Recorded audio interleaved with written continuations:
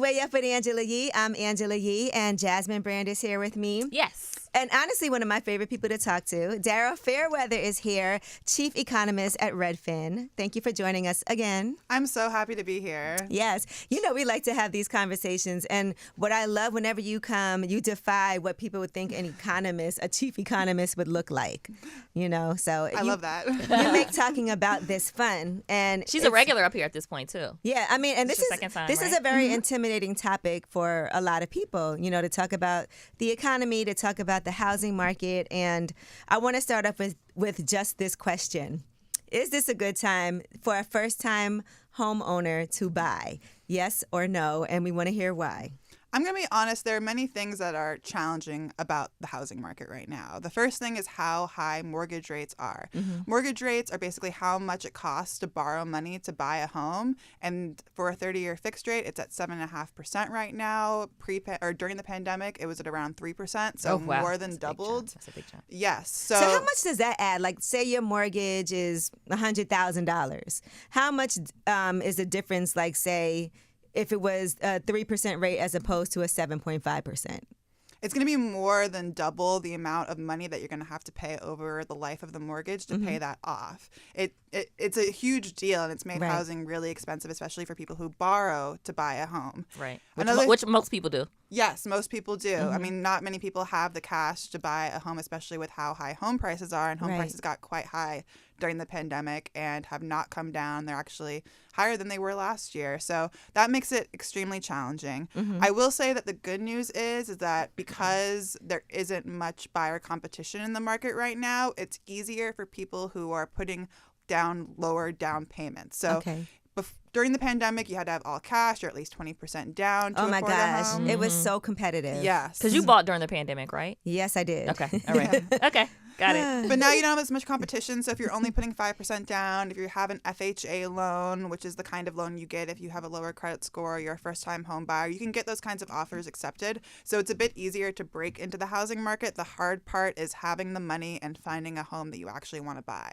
Is it harder to get a mortgage now? No, I think it's actually, it's more expensive to get a mortgage, but I don't think it's harder to get a mortgage. Actually, the kinds of people who are getting mortgages right now tend to have lower credit scores than they did during the pandemic. Okay. So the answer to the question is yes and no? I would say it's mostly harder, but... No, in terms of, it's now, for the first-time home buyer, is now a good time. And I want to take that to an article that you wrote for Forbes. Yes. Okay. 4 ways to buy your first home, even as affordability worsens, because we like solutions. Yes. Yeah. So to answer your question, I think for most people, it's going to be more affordable for them to rent than it is to buy a home. So in that sense, it is harder to be a first-time home buyer. I think a lot of people are going to postpone it this year and decide to rent instead. But the downside of that is that if you delay buying a home, when mortgage rates drop, the competition's going to come back. It's going to be really fierce. So delaying the decision, it might be even harder down the road. So if you do want to buy now, there are things that you can do. You could team up with somebody. It doesn't have to be your married partner. It could be a friend and buy a home together. Make sure that you figure out how it's going to work and the paperwork and Make such. sure you legally get that done. It can't just be that's my friend. That person would never do this to me. Have a contract. Like if you're going to live in the home and your co-investor is not, then treat it like they're your landlord and you're a tenant. Have it all written out. Decide what you're going to do if you're going to sell. But that is a way to afford home ownership a little bit early. Another thing is that if you live in a really expensive area and you can't afford to buy there, you may be able to buy somewhere more affordable. And even if you're not ready to move to that more affordable place, you could use it as an investment property or a rental property and be able to build equity, and so you can upgrade to the home that you do want later on. Okay. All right, those are all great tips about buying your first home. Now, since you talked about perhaps if you live in a place that's expensive and investing somewhere else, let's talk about what's happening with these crackdowns on Airbnbs. And I know it's an issue in New York City a lot. I think now you have to register. There's all these new laws in New York City about being able to have an Airbnb property. So can we talk about that for a second? Yes. So what happened is they basically outright banned short-term rentals, Airbnbs, and this is this is a win for the hotel industry, at least existing hotels, because what's going to happen is that without Airbnbs, it's going to be more expensive to get a short-term rental or hotel stay in New York. I interned in New York when I was a college student, so people like that are going to have a bit of a harder time finding an option. But the good news is that the housing units that aren't being used for Airbnbs, they could potentially be used for long-term rentals, for long-term residents, and I think that's the idea behind it. But in general, I think they went too far. I would have preferred to see them tax those Airbnbs, bring in the revenue, and make the tax system such that, if you are trying to rent a spare room, you can still do that, make some money.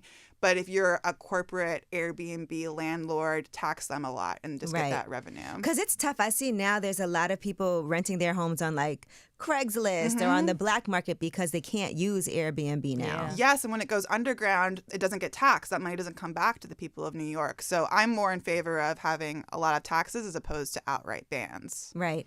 I was also talking about Airbnb squatters. Now, this story was huge in the news. I think this was in like Brentwood, California.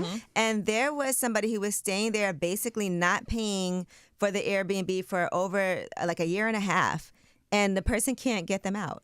Yes. Can you break down how can something like that happen? They're not even paying and they're not being told they have to leave. Right. So there are many laws in places where tenants have rights. If your landlord is not keeping the building up to code or if they're doing something else kind of shady, the tenant can, in some places, choose not to pay rent because their landlord is not providing a service. Now, what happened in that situation was this person rented it for 6 months. So they turned into a long-term tenant, not just an Airbnb person. Okay. So they were able to take advantage of all of those tenant protections that are, not really intended for this circumstance. And that's why it's this whole big legal battle.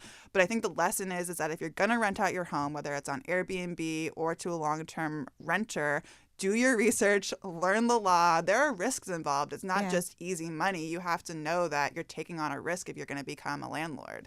I've heard so many horror stories about people having to evict tenants. And I think sometimes people don't have a lot of sympathy for landlords.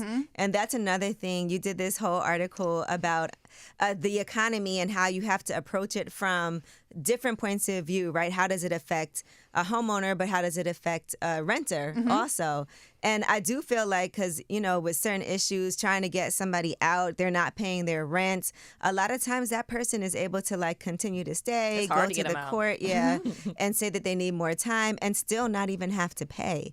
Do you think that there needs to be something stricter when it comes to that? Because I understand in certain circumstances if the landlord isn't keeping up their end of the bargain, but when they are, and then now it's a struggle for them to even be able to pay their mortgage, or they thought they were doing a great investment and it turns out to be a nightmare, what can happen there? Right. So landlords, they provide a service. They are, the good ones. They are doing work to keep the property maintained and make sure that it is habitable for their tenant. So there needs to be some kind of balance between tenants' rights and landlord rights. There's some parts of the country, Arkansas, for example, where it probably skews more heavily towards landlords, and that's not necessarily good for tenants. But there are some places like Seattle that are very heavy on tenants' rights, and then landlords can get discouraged by that. And we do need rental properties in the market. If you make things too skewed towards tenants and landlords feel like it's not a good deal for them, they're going to take those units off the market and they're not going to be available for rentals. They may even hold them vacant as opposed to even having a tenant in there, and that's not good for the housing supply problem at all. I don't know what can be done about that, because that is tough, especially if it's like, I don't have a lot of money, but I've bought my first, investment property, and now I can't get my money and I can't get this person out, and I'm in danger of losing this property because of it, Yeah, it's tough. Now, I want to also discuss with you a housing bubble, because I keep saying, are we experiencing a housing bubble, and what is going to happen? Will these interest rates come down at any time? Or even, like you said, the prices of these homes, even though they shot up during COVID and then maybe it's slowing down, they still haven't come back down and stabilized, right? So do you think that we're in a housing bubble? I think that there were bubbles across the country that have already popped. Austin, for example, prices shot up and now they've come back down. Boise is another example. Prices are down from before the pandemic in the Bay Area and in Los Angeles. So I think that there has been this correction in the market in certain parts. Overall, I don't think we're going to see a huge correction. If interest rates stay really high, we might see prices come down 1%, 2%, but it's not going to be anything like 2008 where prices fell by 20%. I was really hoping that would happen again. Can you imagine? Let me tell you something. I kick myself for not having, during the pandemic when everybody was leaving New York City, not buying something in Manhattan. Yeah. Because there were so many amazing deals that could have been had at that time. People were just trying to get rid of their properties. People did not want to stay here. And I knew everyone was going to end up coming back. We just didn't know when the pandemic was going to end, but we knew it would. Yeah. And New York was like, I've never seen anything like that, you know? And so sometimes, like, I said it to myself too, but I was so dead set on staying in Brooklyn that I ended up buying a house in Brooklyn instead when everybody was moving to Brooklyn. So financially, sometimes emotionally, the decisions that we make don't match up with financially the things that we could be doing. That's so true. And, you know, there's like a saying in investing when everyone's zigging, you zag. I mean, I think that's true to a certain extent, but I think so much of it depends on how much risk you're willing to take on, how long are you willing to wait to see the returns on that investment. Some people took that risk and bought properties when they were down and made the bet that it's going to come back, and they did do well. But in other places, like I said, in Austin, some people bought as that was going up and it's come back down. So you just you have to be comfortable with risk if you're going to get involved in investing. What do you see happening in Miami? I was also seeing some research in Miami. Miami was a place that people were flocking to as well, right? They were doing that because of taxes, but they were also doing that because it was a work from home, work remotely situation. And now they're saying that there's so much new inventory on the market. You see all these buildings, luxury, and the luxury market, you know, in general too. What do you see happening there in the near future? Well, in our Redfin data, we see that Florida is extremely popular. It's one of the housing markets that continues to do well, even amid these high interest rates. You know, people are retiring. Baby boomers are a big generation. They're moving down to Florida. People who are working remotely are going to Florida. And it just continues to be a really popular place. But I do think that that's not going to be sustainable, especially given how much insurance costs are going up. There was a report by Policy Genius that showed that Florida insurance quotes went up the most out of anywhere in the country, obviously with hurricane risk. So I think that, you know, Florida is really attractive right now, but I think long term, the affordability is going to be an issue, especially when you factor in insurance costs. I saw one person was paying like $6 million in insurance over 10 years or something. Was that it? Something like that. That's insane. Yeah, there are these big mansions right on the coast at sea level, and they're becoming really expensive to insure. I can't imagine. Is there ever a scenario? I mean, this is such a broad question. This is really like a personal question. So, like, I have a house and I have an investment property with Angela, but then I rent a place too. And I was having this debate with a friend, like, and they were saying you should never be renting. You can afford, you know, is there ever a scenario where you think it's okay to rent? You know, I think that what you're describing where you rent and you have an investment property, that is... And I have a house too. Yeah, and that's happening more now, especially because homeowners who locked in record low mortgage rates and who want to move now, they're choosing to rent out their properties instead of selling them. Right. And then when they go, they don't want to buy again at these high interest rates, so they're renting too. So there's this weird separation, like the landlord and the renter, and you get both sides of it. I think we're going to see more of that, actually. Yeah, because if you're like, I locked in my interest rate on my house at 3.25%. I'm not selling that because interest rates are almost 8% now. Yeah. And so why would I do that? That would kind of be a terrible time to sell. But I also feel like sometimes people try to shame renting. And for people who are out there renting, that is not a bad thing if you're not in a position to buy, because you can actually put yourself in a terrible position if you're putting your all on the line to buy a property because everyone's telling you you have to buy, why rent, why don't you own something? And some of us just are not right now. And being a homeowner is a lot of responsibility. It's a lot of work. Yeah, and it ties you down. If you think you might get a new job opportunity in a new city in a couple of years, you probably shouldn't buy. It's only if you feel like you're going to stay in the property for 5 years or more that it becomes more financially savvy to own than to rent. But if you want to be flexible, if you don't have the down payment, there's no shame in renting. But I would say have a savings plan. Make sure you're still putting aside money for your financial goals. It's not going to be automatic like it is with home ownership. So just be really deliberate about it. And so since we were just talking about selling and we've talked about buying, is this a good time to sell? Well, you know, prices are still quite high, so it's actually a great time to cash out your equity. We're seeing a lot of people who live in really expensive areas like New York or California who are cashing out and then buying another home in all cash in a much more affordable place. Like say you have $1 million home, most of your mortgage is paid off. You can go buy a home all cash and you don't have to deal with those 7% interest rates. Now, obviously, not everybody is so lucky to own a home with all that equity, but there are people who really made out well with how high home prices have gotten who can cash out and use that money for whatever they want. Now, another thing I've seen a lot in the news is commercial real estate, because a lot of people have not returned to the office or only doing it on a part-time basis. We see a lot of retail locations having to shut down.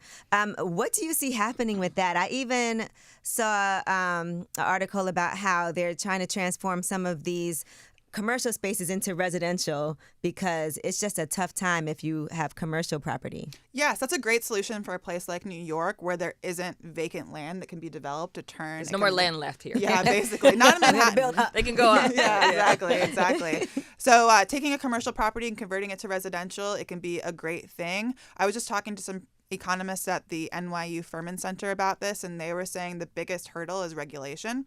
You have to have a window in every bedroom. You have to have you have to have bathrooms. And a lot of these commercial buildings aren't really set up like that. In these office buildings, you might have one big floor that's really wide with only one bathroom in the center, so the plumbing's not really set up. So it can be quite expensive to convert a commercial property into residential. It depends on the property and what it looks like, and you need kind of some regulatory reform because oftentimes there are limits on how high a residential building can be, which is kind of silly, and we should just, clear the way for more housing. I wonder what they're going to do with malls, converting malls. A lot of malls are closing down and shutting down because no one's I was at really the mall. I said it was deserted. Yeah, I was there and it's going to I feel like it's going to continue. That trend is going to continue. I wonder what they're going to do with all that property. It works if it's in a place that people actually want to live. Some of these malls that are like kind of out in the a little far, yeah. I don't think those are going to really be ripe for conversion, but maybe there are other purposes they could use for them. I mean, I know there's a huge refugee crisis, so I think there might be some kind of thing that they could do with that. But in order to convert it to market rate housing, it has to be in a place where the rents are high enough to justify the conversion. And since you brought up this refugee crisis, and in New York, I mean, we see all the time, we're walking past hotels that have been converted into housing. What do you think are some long-term solutions that can happen? Because I hear on the one hand, we have a lot of housing issues with people who are residents already who live here. We have a lot of gentrification happening, but then we're also looking at the humanity of making sure that people who are coming here looking for a better life, maybe fleeing whatever situation they're coming from, they also need a place to stay. And so what can happen? Because it's really difficult in a crowded city like this, too, to make sure that everybody is accommodated. I think there's a lot that can be done. Again, on the regulatory environment, it used to be in New York that you would have a lot of these single residency occupancy buildings. The derogatory term was flop houses, where basically you just rent a room and you have a shared bathroom, shared kitchen. But those buildings went away because they were associated with low-class people. But bringing those back would be a much more affordable option for people who are coming, who want to work, who just need a place to lay their head at night. I think we need to be more creative about creating housing options that work for people who don't have much means. Unfortunately, the Airbnb thing kind of works against it because there are people who might have, rented out a room to one of these refugees and it might not be an option for them anymore. So yeah, again, back to perspectives, you got to look at it from the perspective of these people. What's best for them? Is it better for them to live in just one room? I mean, maybe you wouldn't want to live there, but they would probably be grateful just to have a roof over their head. I was saying that. Yeah, that's what you were I was just saying yesterday. that the other day. I was walking and there's one place that we walk past every day, and it's migrant housing right now. And, some people might look at it like, this is terrible, but they might also be like, I'm just happy to be here. This is a much better situation. And it than I feels was very in. community. Like the kids are outside playing. The kids be having a ball. Yeah, kids don't know what's going on. Yeah, Like, you don't know. Yeah. When I was a kid, you don't know what type of conditions you're in. I didn't know how poor I was when I was little. Yeah, I had no idea. And another thing I want to talk about is, so since we discussed that, you see they're allowing people to build tiny homes. Have you seen of course you have. So what do you think about that as an option? They're paying people credits to put a tiny home on their property and rent it out to other people. Well, there are the tiny homes that are kind of a homelessness solution. We've seen this in Seattle. It's better than a tent, for example. I think we always got to do is compare it to the alternative. Where would these people be living if they weren't living there? Maybe it's not great for like your personal preferences, but if the other option is living on a tent or in the street, then a tiny home can be a good option. And then another thing that's kind of similar is that in California, they've passed all these laws so you can build an ADU, which is like a little house, a little cottage in your backyard to rent out. Okay. That kind of legislation is great because, again, it's creating more affordable options. It's for people who may be renting, who maybe want to get some extra income, or maybe you want to bring in an elderly parent to take care of. I think we gotta make that easier too. And 3D homes. That's something that is a thing now What's too. a 3D home? Yeah. Have you seen these like 3D print? They had the first one in Detroit. Yeah. Like, I don't even know how you do this, but with the 3D printer, like the homes that they're able to create. Can you explain that? So there's been a lot of progress in terms of the manufacturing of homes, a lot of research into it. Building is quite expensive when it comes to things like labor and materials. So yeah, the 3D homes I think is trying to create a solution to build those homes much more efficiently and cheaply. In a lot of places, though, the biggest expense for building a home is the land. Yeah. So you could have the structure get cheaper, but if land under it costs like $500,000, $600,000, it's not ever going to really be affordable, even if you have, $100,000 building on top of it. And as we're talking about the prices of hotels going up in New York City in particular, with them having tightened all the regulations on Airbnbs, I see they're talking about getting rid of all these junk fees too that are associated. Please yeah, do. I think that's a good thing. What do you think about that? Because sometimes you go to a hotel and say it's $100 a night, and then by the time you pay, you're like, how is this $180 a night when I didn't budget for that? Yeah, so in economics, we have a term for that. It's called asymmetric information, and it's bad. Asymmetric information. Yeah, that means that you know something I don't know. So the hotel knows how much that you're going to pay at the end, but they try to hide it so you don't know. And it's like resort fees, and then like it's ridiculous. Yeah, It's so expensive. anytime you have this asymmetric information, people end up making decisions that they wouldn't have made otherwise. You might get a hotel thinking it's only going to be $150. You check out, it's $300, and maybe that person couldn't afford that to begin with. Yeah. So it gives more power to the hotels when they can hide those fees. So the legislation to make that more transparent, I think, is great.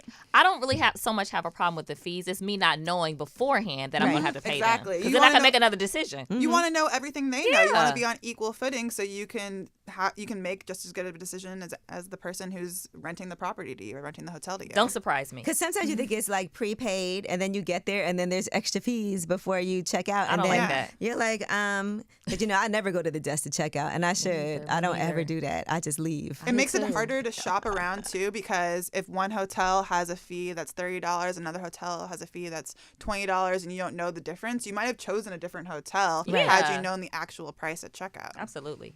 Well, listen, I just want to thank you. You make me want to be an economist. If I would have met you, and I always say that, I'm like, I love what it is that you do and how much knowledge that you have, which I think is really important for us to understand. It's so useful. Yeah, because there's so much information out there about what's going on with the economy, what's going on in the housing market. Sometimes we don't know where to look or who to listen to.